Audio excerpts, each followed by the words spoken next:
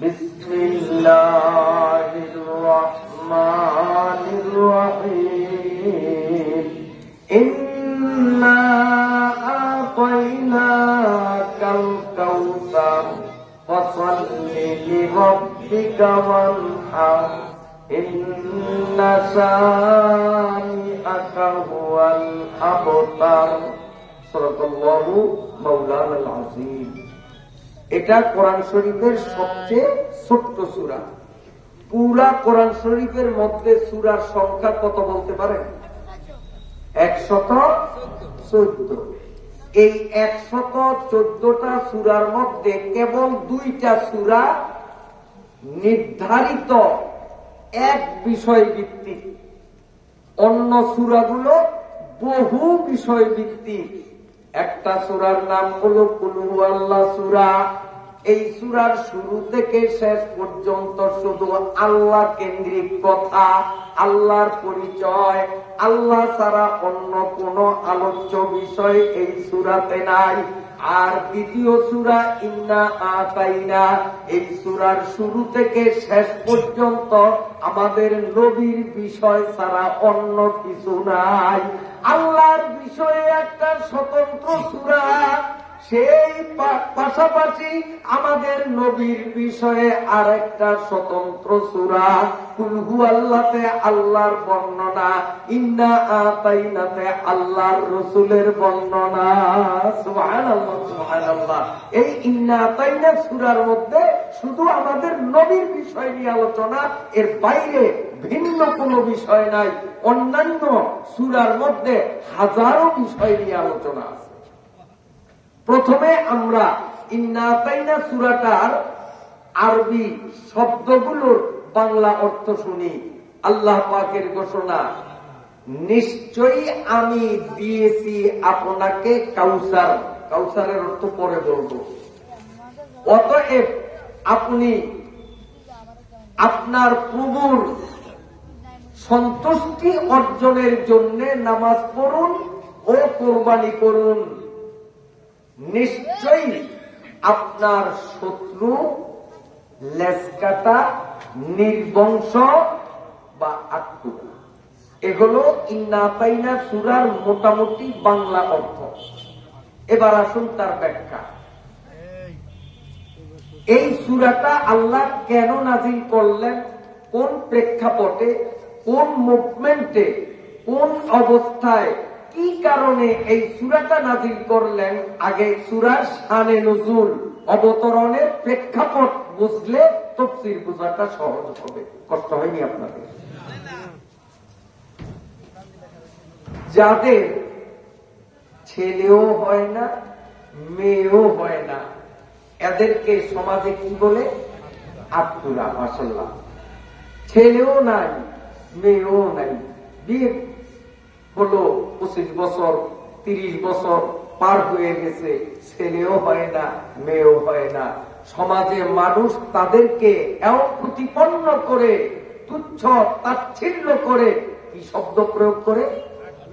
আত্মুরা, আত্মুরা। কিন্তু যার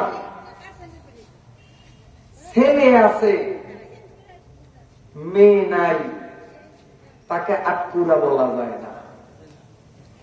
যার ছেলে নাই, মেয়ে আছে, তাকেও আত্মুরা বলা যায় না। আর যার ছেলে এবং মেয়ে দুটোটা আছে, তাকেও আত্মুরা বলা যায় না। আত্মুরা বলা হয় কারে? যার ছেলেও নাই, মেয়েও নাই। এখন বলেন, ছেলে মেয়ে কে দেয়? স্বামী আর স্ত্রী বানায়। কি বলেন? মা আর বাবা সন্তান বানায়। কে দেয় সন্তান? আল্লাহ তাআলা। কিভাবে দেয়? বর্তমান মেডিকেল সায়েন্স মানব শিশুর অস্তিত্ব কিভাবে আসে এর উপরে কম্পিউটার পদ্ধতিতে, আধুনিক প্রযুক্তিতে গবেষণা করে গোটা পৃথিবীর চিকিৎসা বিজ্ঞান একমত। স্বামী আর স্ত্রীর মাঝে যখন দৈহিক মিলন ঘটে, স্বামীর পৃষ্ঠদেশ থেকে এক ফোঁটা তরল পদার্থ নিঃসৃত হয়, আর স্ত্রীর বক্ষদেশ থেকে আরেক ফোঁটা তরল পদার্থ নির্গত হয়, এবং এই দুইটা স্ত্রীর পেটের ভেতরে একটা নির্ধারিত পাত্রের ভিতরে গিয়ে এই দুই ফোঁটা নাপাক পানি মিলিত হয়, আর এর মাধ্যমেই আল্লাহ তাআলা মহিলার গর্ভে সন্তান তৈরি করেন। কিভাবে করেন শোনেন। মিন বাইনিস সুলবি ওয়াত তারাইব। আধুনিক বিজ্ঞান গবেষণা করে সিদ্ধান্ত নিয়েছে পৃথিবীর যত পুরুষ, প্রত্যেকটা পুরুষের বীর্যের মধ্যে দুইটা পার্ট। একটা পার্টের নাম বিজ্ঞানের পরিভাষায় এক্স, আর একটার নাম হলো ওয়াই। পুরুষের আমার বীর্য এক্স ওয়াই, আপনার বীর্যতেও এক্স ওয়াই। পৃথিবীতে যত পুরুষ, প্রত্যেকটা পুরুষের বীর্যের দুইটা ভাগ। এক ভাগের বৈজ্ঞানিক নাম হলো এক্স, আর এক পার্টের নাম হলো ওয়াই। হাওয়া থেকে আরম্ভ করিয়া আমাদের আদিমাতা হাওয়া থেকে আরম্ভ করিয়া কিয়ামত পর্যন্ত এই পৃথিবীতে মেয়ে হিসাবে, নারী হিসাবে যারা জন্ম নিয়েছে, এই নারীদের বীর্যের মধ্যে দুইটা পার্ট রয়েছে, কিন্তু তাদের এই পার্টেও এক্স, এই পার্টেও এক্স। দুনিয়ার কোন নারীর মধ্যে ওয়াইয়ের অস্তিত্ব পাওয়া যায় না। পুরুষের বীর্য দুইটা, তবে দুইটা আলাদা আলাদা। কি নাম বললাম? X Y.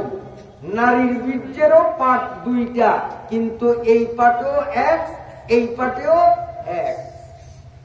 যখন নারী পুরুষের দৈহিক মিলন ঘটে, পুরুষের পিঠের থেকে তার এক্স এবং ওয়াই দুইটা মিলে প্রতিযোগিতা করে দৌড়ের পাল্লা দেয়, কার আগে কে জায়গা মতো যাইতে পারে। আর স্ত্রীর বুকের থেকেও যে এক ফোঁটা নাপাক পানি মিশ্রিত হয়, এর মধ্যে দুইটা পার্ট, এই পার্টেও এক্স, এই পার্টেও এক।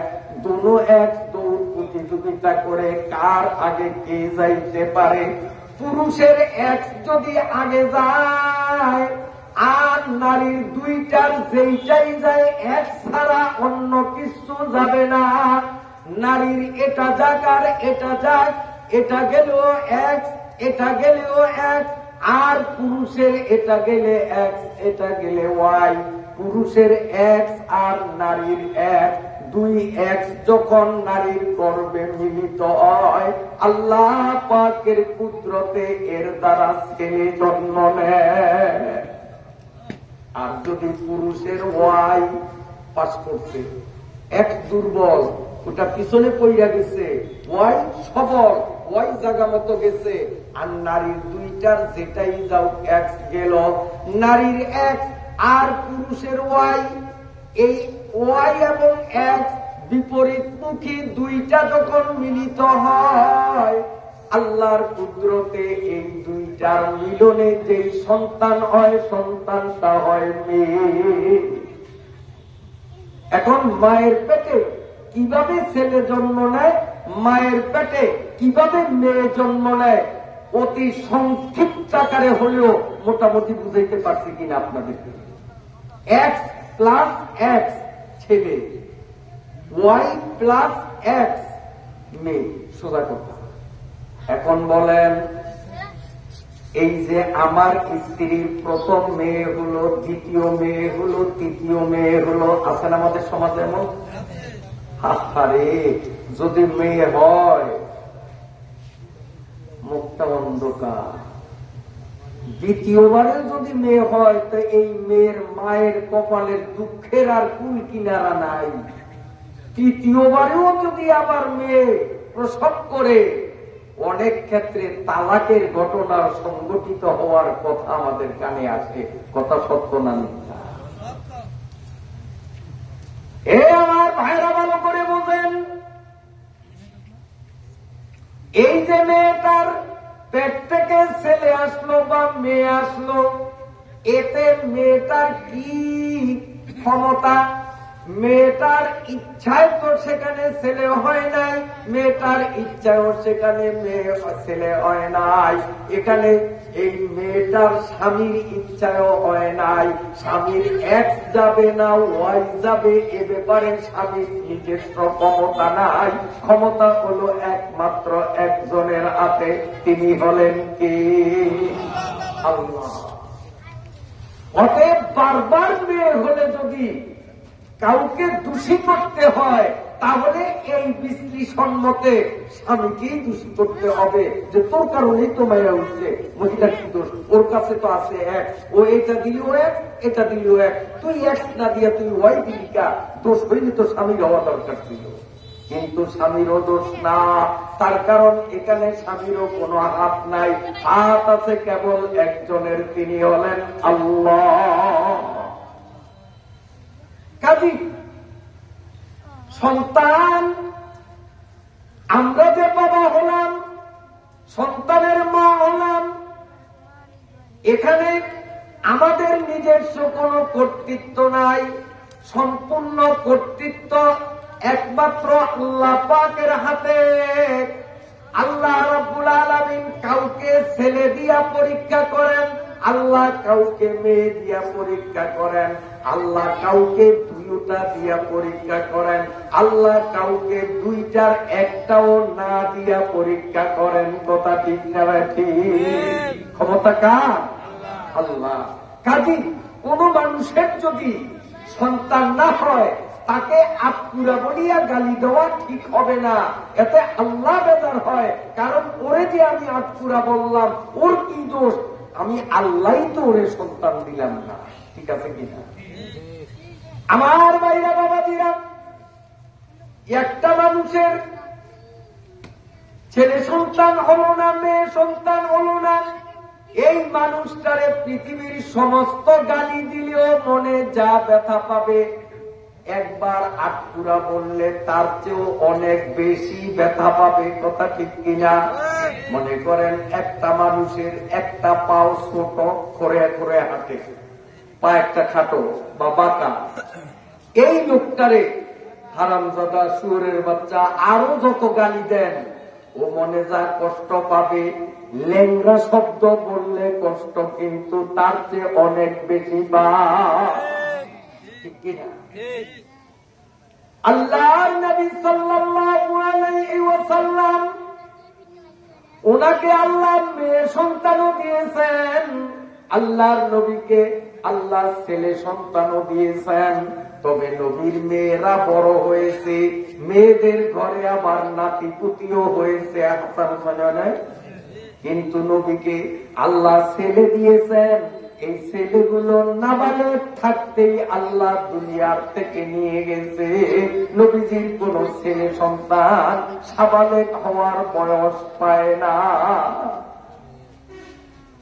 আল্লাহর নবীর ছেলে ইব্রাহিম মাত্র 2 বছর বয়সে যখন মারা গেলেন,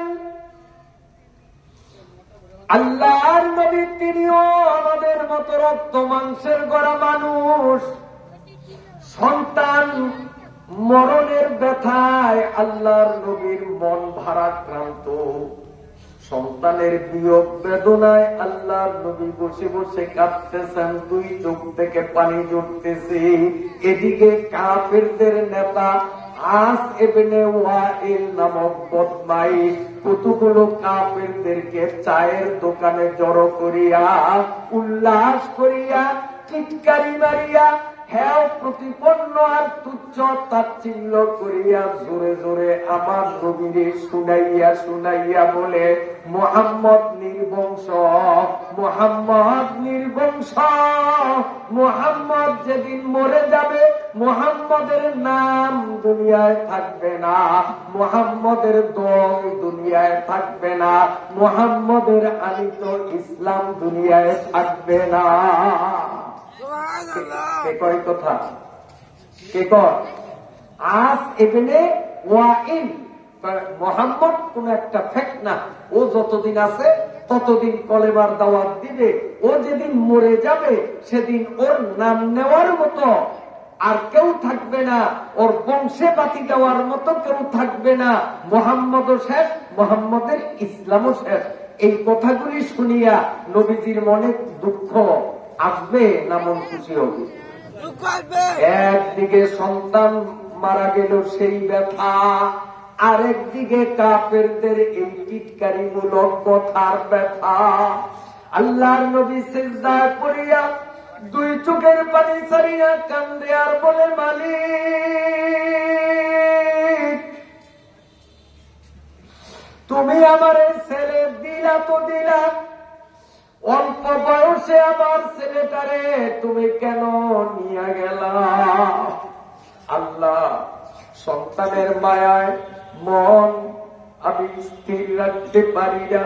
আবার কাফের বেঈমানরা আমারে আটকুরা বলে আমি নাকি যেদিন মরে যাব আমার নাম দুনিয়ার থেকে মুছে যাবে, আমি যেদিন দুনিয়ার থেকে বিদায় নেব আমার এই কষ্টের ইসলাম নাকি দুনিয়ায় আর থাকবে না। আল্লাহ, ওরা যা বলে আসলে ঠিক বলে কিনা?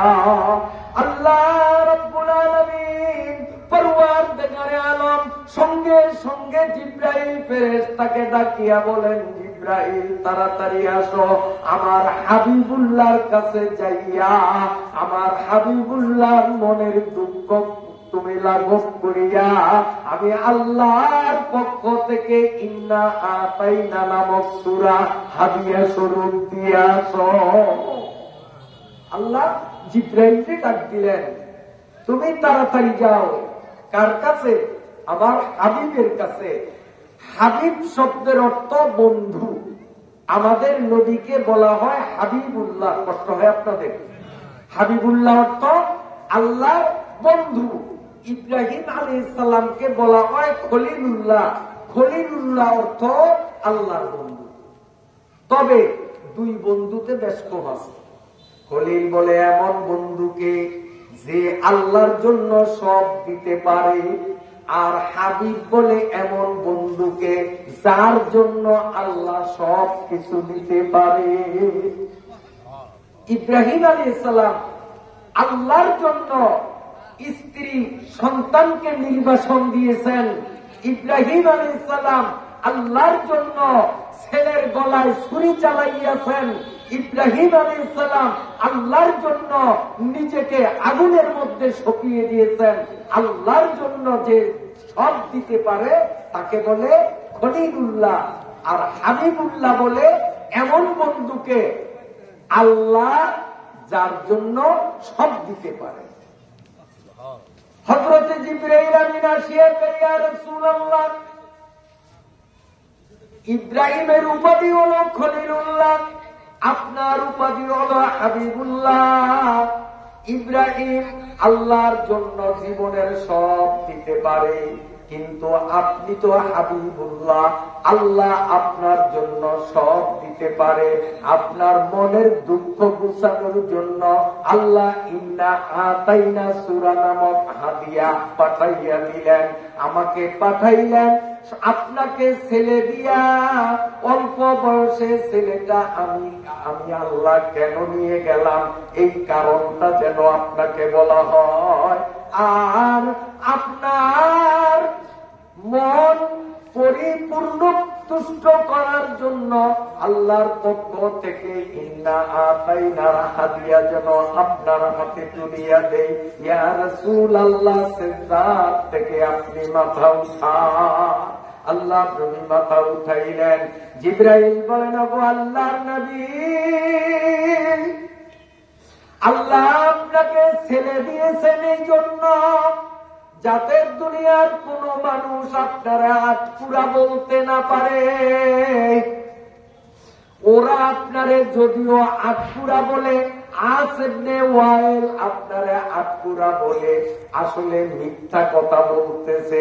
কাফেরের জাত হলো মৃত্যুকের জাত, ওদের পরিভাষাই তো আপনি আটপুরা নন। তার কারণ আপনার ছেলে সন্তানও হয়েছে, মেয়ে সন্তানও হয়েছে, হয় নাই? তা আপনি তো আটপুরা না, তারপরেও আপনাকে আটপুরা বলে ওরা মনের ভেদ মিটানোর জন্য। যেমন উদাহরণ দিলে বুঝবেন, এই মনে করেন পাশের বাড়ির একজনের সাথে আমার শত্রুতা, এখন শুনলাম তার ছেলে নাকি মেট্রিক পাস করছে, তখন আমরা কি বলি, মেট্রিক পাস করছে আইএ ভর্তি হইতে পারবে। কিছুদিন পরে যদি শুনি যে না সে আইএও পাস করছে, তখন কি বলি, ওরে আইএ পাস করলে কি হয়েছে, বিএ ভর্তি হইতে পারবে না। আবার কিছুদিন পরে শুনলাম যে না বিএও নাকি পাস করছে ক্লাস প্লেয়ার, তখন কি বলি, ওরে বিএ পাস করছে, ও চাকরি পেল না। তারপরে যদি শুনি যে চাকরিও পাইছে, মন্ত্রণালয় তার চাকরি, সচিবালয়ে চাকরি, তখন কি বলি, ওরে চাকরি হইলে হয়েছে, বেতন পাইব না। কোন চাকরি হয়েছে বেতন পাইব না, এ কি সম্ভব? তারপরেও বলে, কেন বলে, মনে ক্ষেত মিটানোর জন্য। রাসূলুল্লাহ পুরানা, তারপরেও কাফেররা নিজেদের মনের ক্ষেত মিটানোর জন্য রাসূলুল্লাহরে আতকুরা বলে, আফতার বলে।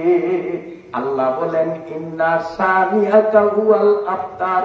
ওগো নবী, আপনি আতকুরা নন, বরং যারা আপনারে আতকুরা বলে তারাই হলো আতকুরা। একটা জিনিস সহজে বুঝি আমরা, এই যে আমার দিকে তাকান, আমার মুখের দিকে, আমার মুখে শক্ত 32টা দাঁত, মাঝখানে নরম একটা জিহ্বা। আপনারও এক তো সবাই বুঝবে। এই 32টা শক্ত দাঁতের মাঝখানে জিহ্বাটা, জিহ্বার সংখ্যায় কিন্তু কম, মাত্র 1 পিস, একজন। দাঁতেরা সংখ্যায় বেশি, কয়টা? 32টা।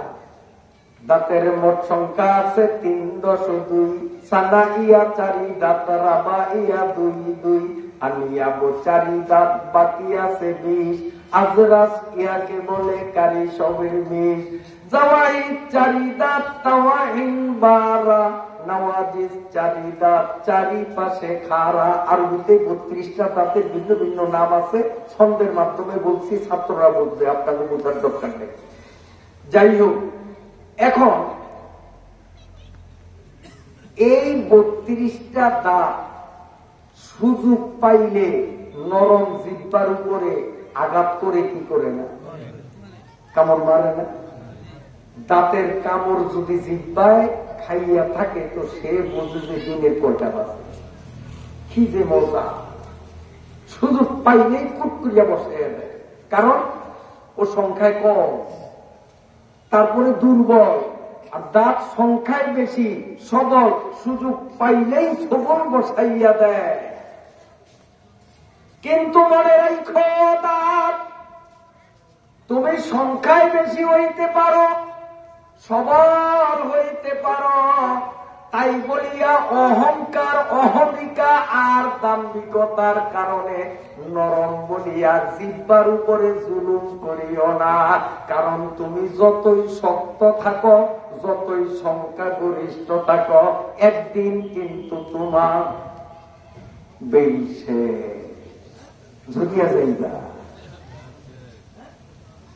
বয়স বাড়লে দাঁত 2-1টা কিনা পড়ে না পড়ে, এমন অবস্থা হয়, পাঁচা সবাই দাঁত একটাও নাই, আছে না নাই?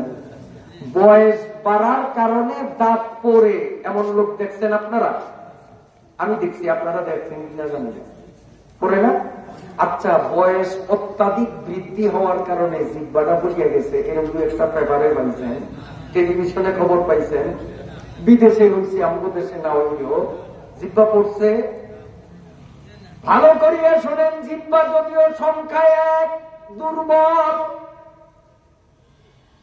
কিন্তু তারপরেও জিহ্বার স্থায়িত্ব আছে, জিহ্বা কোনদিন ঝরবে না। দাঁত যদিও সংখ্যাগরিষ্ঠ, যদিও সবল, তারপরেও একদিন না একদিন দাঁত ঝরিয়া যাবে।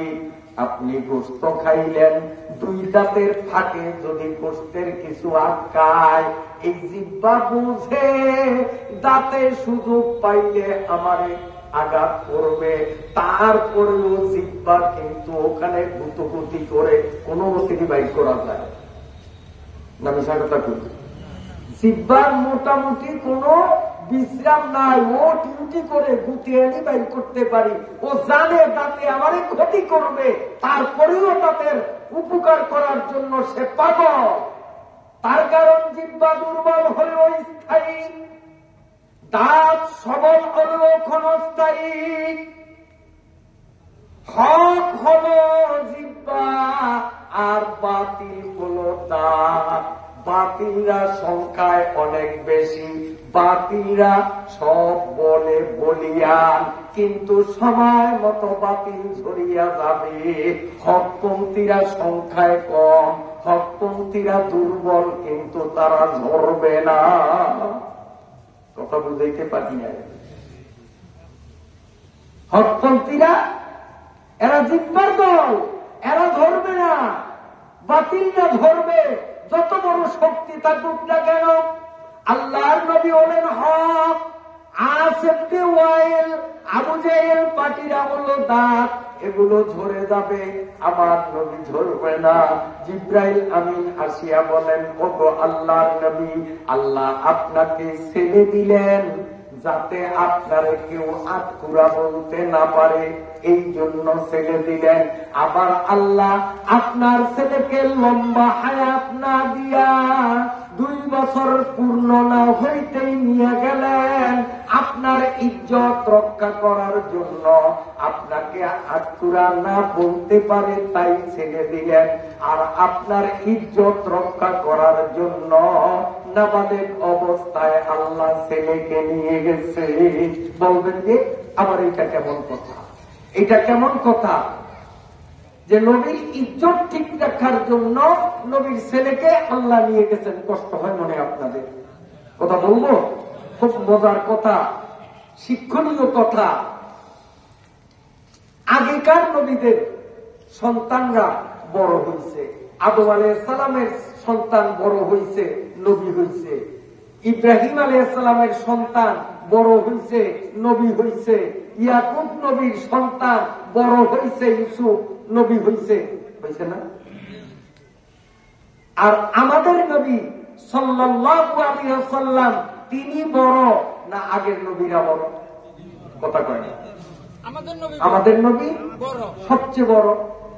এখন আসেন, আমাদের নবীর ছেলে ইব্রাহিমকে যদি আল্লাহ 2 বছর বয়সে দুনিয়ার থেকে না নিতেন, তিনি যদি সাবালেগ হইতেন, আর আমাদের নবী বলেছেন না খাতামুন নাবিয়্যিন লা নাবিয়্যা বাদি, আমি হলাম শেষ নবী, আমার পরে আর কোন নবী আসবে না। এখন হুজুরের ছেলে যদি বড় হয় আর ছেলেকে যদি নবী না বানানো হয়, আমার নবীর ইজ্জত নষ্ট হবে। অমুক নবীর সন্তান 40 বছর বয়সে নবী হইছে, মুহাম্মদের ছেলের বয়স 40 হলো, নবী কেন হলো না? আমার নবীর ইজ্জত নষ্ট হয়ে যায়। আর যদি নবীর ছেলেকে নবী বানানো হয়, আমার নবী যে শেষ নবী এটা তো আর থাকে না। এই জন্য নবীর ইজ্জত রক্ষা করার জন্য নাবালিগ অবস্থায় আল্লাহ নবীর ছেলে সন্তানকে নিয়ে গেছে। আল্লাহ রাব্বুল আলামিন জিবরাইলের মাধ্যমে নবীরে জানাইয়া দিলেন, ও নবী, ইন্না শানিয়াকা হুয়াল আবতার, আপনার শত্রু পক্ষ যারা এরাই হলো নির্বংশ, ওদের নাম নিশানা থাকবে না। আপনার নাম ততদিন থাকবে যতদিন আল্লাহর নাম দুনিয়াতে থাকবে। যাহা তকা হয় খোদা কা রুবুবিয়ত, ওয়াহা তকা হয় মুহাম্মদ কি নবুওয়াত।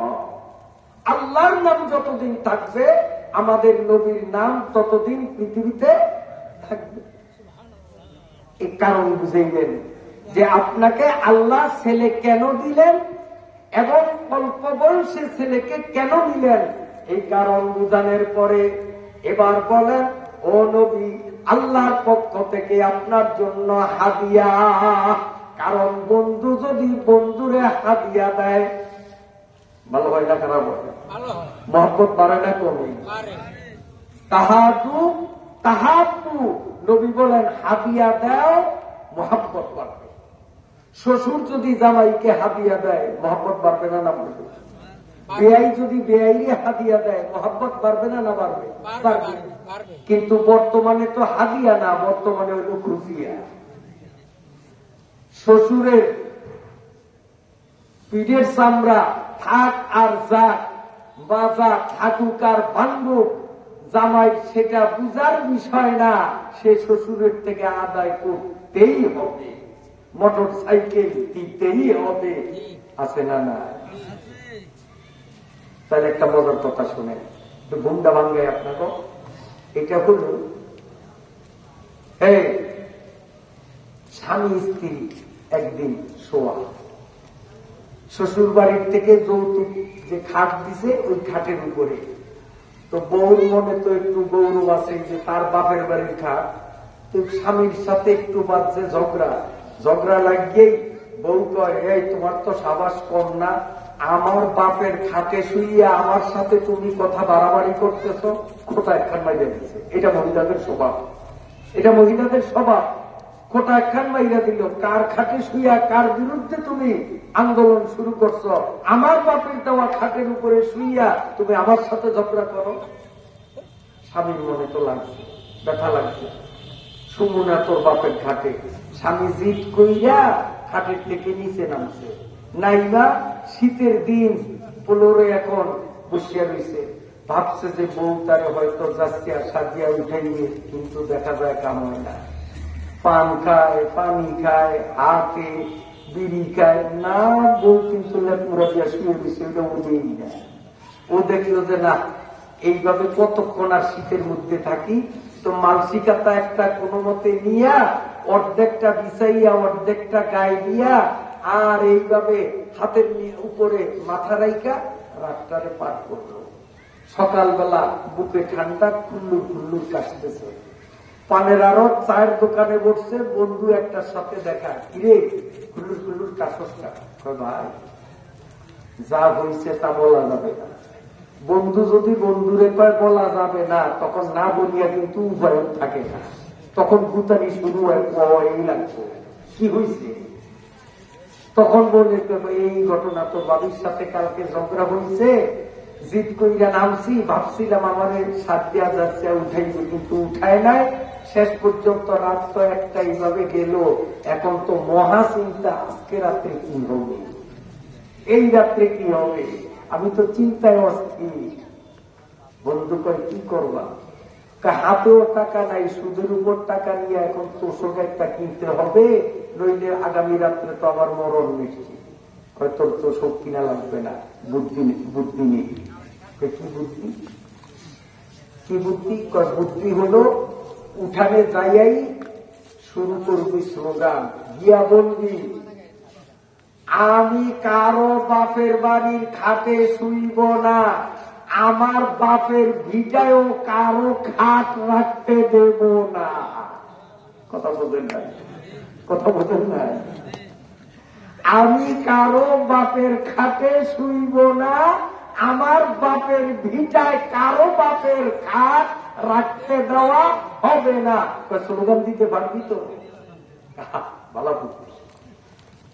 বাস রাত্রে গিয়েই যখন শুরু করছে, বউ বুঝছে যে কাম তো হইছে, যে পাগল তো সেচ্ছে, এখন তো খাট আমার ঘর থেকে বাইর করবে, আজকে তো আর আমার, কালকে তার বিপদ, আজকে আবার বিপদ, তাড়াতাড়ি দরজা খুইলি, আরে কি হইলে এত চেঁচাচেঁচি করলেন কা?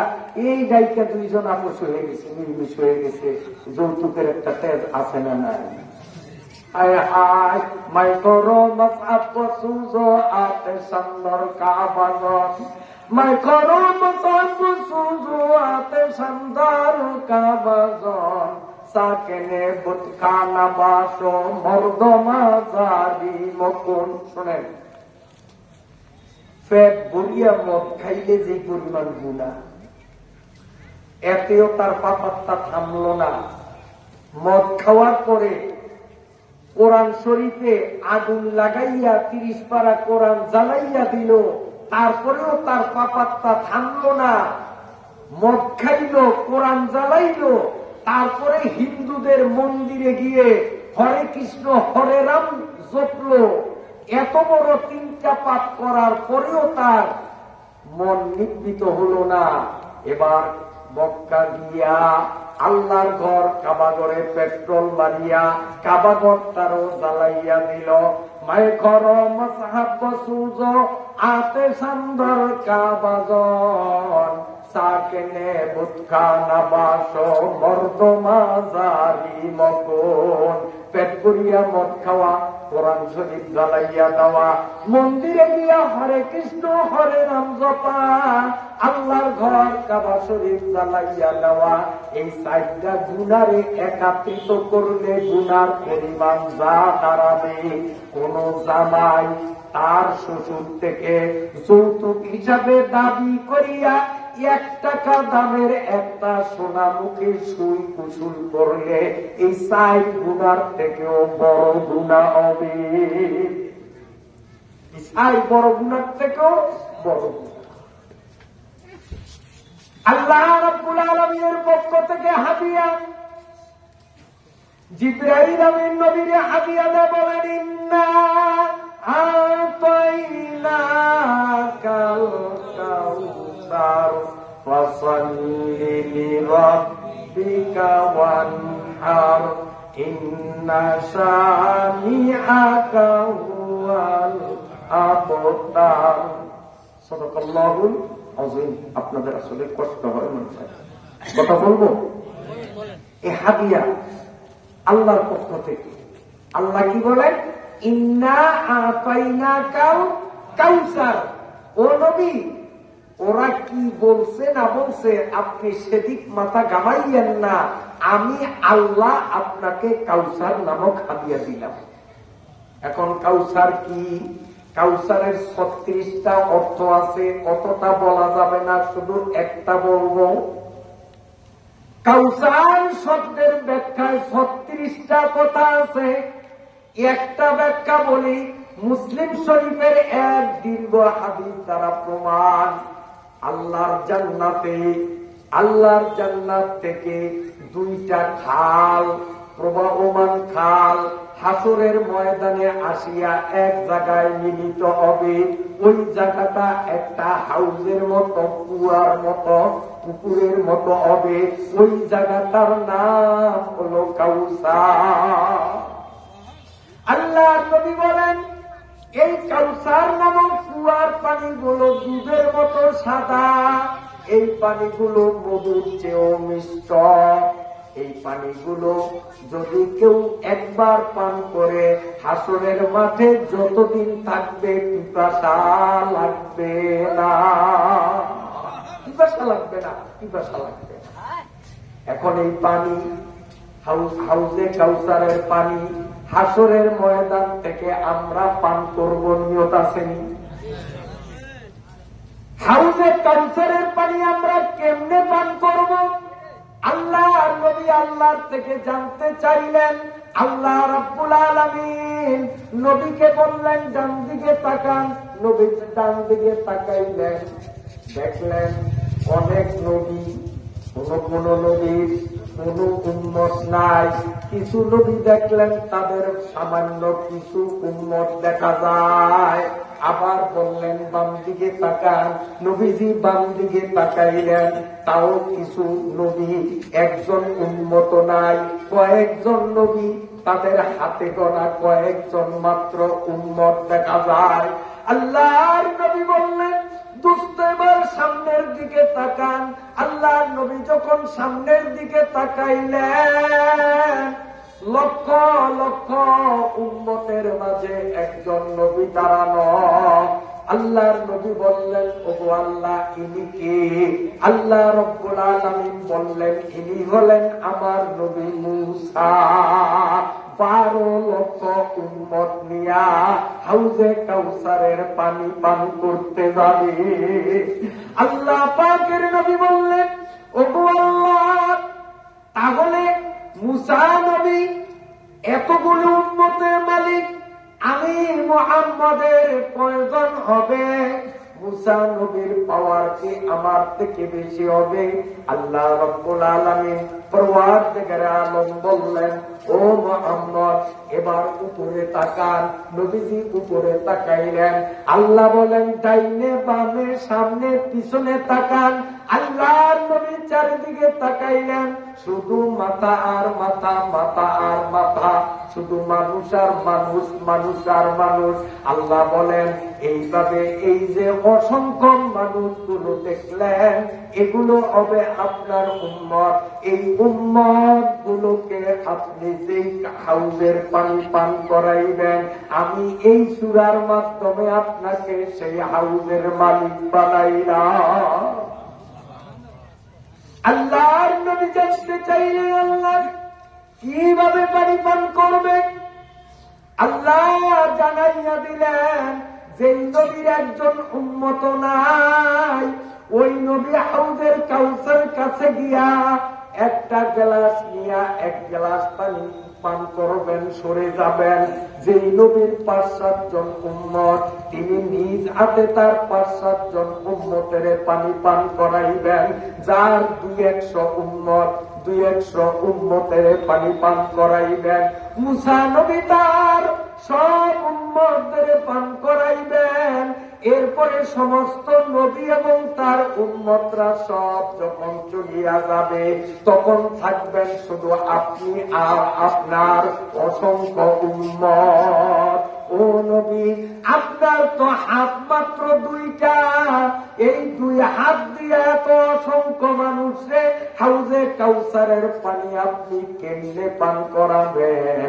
আল্লাহ রাব্বুল আলামিন বলেন, দোস্ত আমার শোনেন, ওই হাউজে কাউসারের কিনারায় আপনার উম্মতের আলেমগুলো দাঁড়াইয়া যাবে।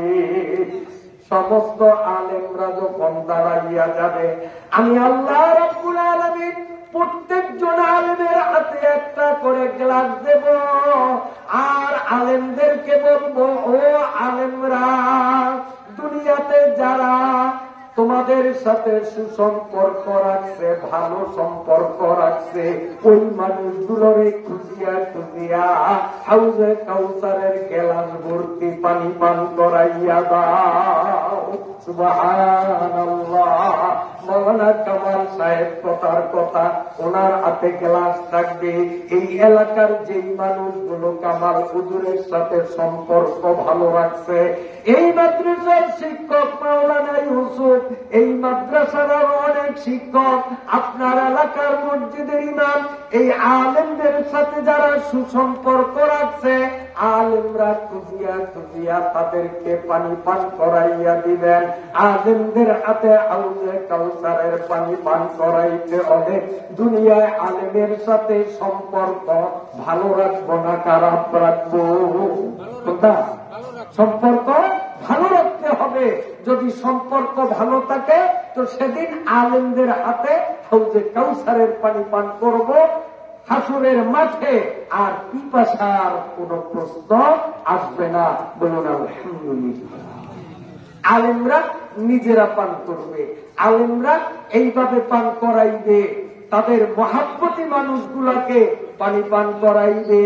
এই মানুষগুলো যখন চলিয়া যাবে, এখন থাকবে নবীজি একা, আর নবীজির সামনে থাকবে কেবল একদল মানুষ, যেই মানুষগুলোর দিনের মধ্যে নবী সাল্লাল্লাহু আলাইহি ওয়াসাল্লামের মহাব্বতকে প্রাধান্য দিয়েছিল।